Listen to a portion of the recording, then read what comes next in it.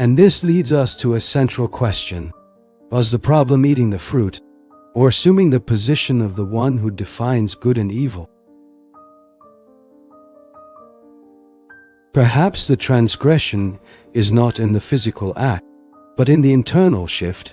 It represents a transition from trust to control, a transition from unity to duality. But there is another important detail that deepens this reading. God does not immediately prevent the acts. This suggests that the possibility of choice is real and permitted, which reinforces a fundamental idea. Human experience involves freedom, even when that freedom leads to conflict. And it is at this point that the account ceases to be only a story about origins and becomes a description of the human condition. The constant presence of choice, the constant presence of doubt, and the inevitable consequence of awareness.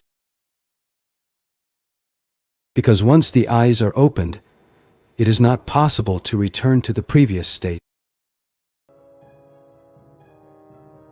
And this raises one final question within this section.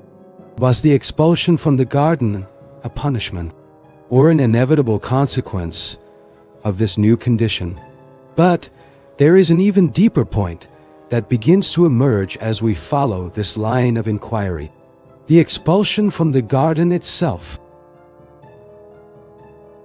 To understand this, we need to carefully observe what happens after the moment of transgression.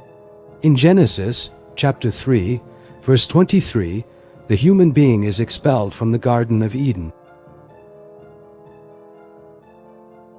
But the text does not describe only a departure. It describes a change of condition. Until that moment, existence was presented as integrate. There was no separation between the human being and the environment.